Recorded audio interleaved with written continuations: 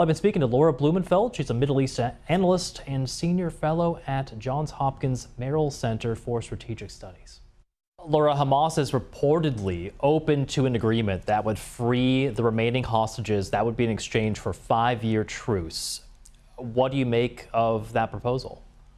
Well, I think that it's their deal, but is it Netanyahu's? His preference still is to obliterate and then negotiate, both with Hamas and Iran. He sees them as the same threat. And what he's talking about now is ramping up and expanding IDF operations in Gaza, where it's clear that Trump is giving him a freer hand than Biden ever did. His purpose and his message, Netanyahu, to Hamas is, we're going to expand operations and tighten the noose unless you let all those hostages go. And I don't think he wants to pay the price that Hamas is asking for, which is that kind of deal. Netanyahu thinks of it as a terrorist's release and just laying the seeds for further terrorist attacks down the road, hostages in this kind of cycle of violence that he's hoping to end. It is interesting, though, isn't it, to see this Hamas delegation in Cairo for talks with Egyptian mediators this weekend. It doesn't sound like Israel is represented there. How do you see things right now in terms of actual talks? Maybe this isn't the deal that Netanyahu would like, but do you think that this could develop into something where both sides might get closer? Well, again, I think context is so important. So there's two important negotiations that took place today. And yes, you're right. Israel's not at the table. And as they say in Israel, if you're not at the table, you're on the menu. It doesn't mean Israel can't spit in the soup.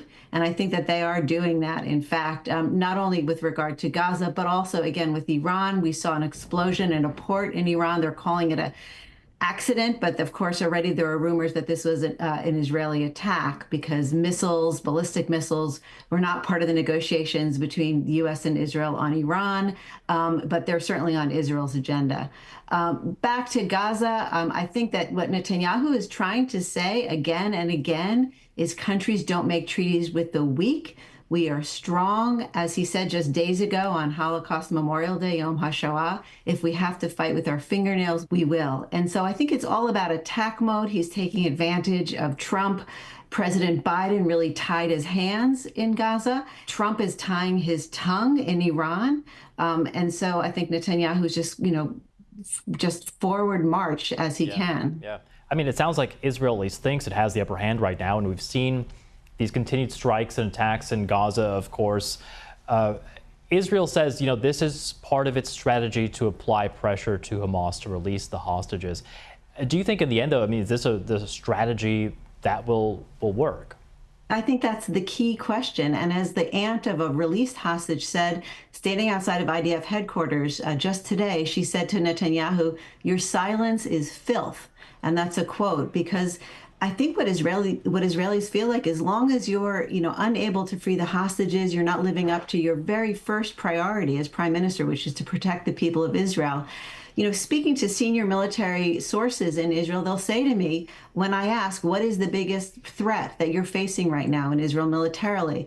And they'll say, actually, it's not a nuclear Iran. And we could make a peace deal with Lebanon or with Syria, in fact. But as long as we don't bring the hostages home, we haven't fulfilled our mission. Of course, Israel imposed a humanitarian blockade on Gaza. That was back on March 2nd. Very little, really, if any, aid, food, and medicine has entered that territory since. We heard the UNRWA chief calling it a man-made starvation. Do we know when that will be lifted and what sort of effect this has had over the past many weeks there in Gaza? So it's a terrifying moment. They are on the brink of famine. I think what the Israelis are hoping for is that will cause the Palestinians to rise up against Hamas. We've seen some of these demonstrations where Palestinians are actually going out and protesting against Hamas, and they're hoping that that will become a full-scale revolt. The other contingency that Israel is planning for is creating a new humanitarian zone where they bring Palestinians in, create a tent city after they go through a security screening, offer them, the aid, so they will allow aid in, but won't allow Hamas to distribute it. Because, again, this is Israel's point of view. What they'll say is that Hamas is pocketing that aid, and they've profited about $1 billion worth of aid since the war started. And so in a sense, Israel's just financing their own enemy from their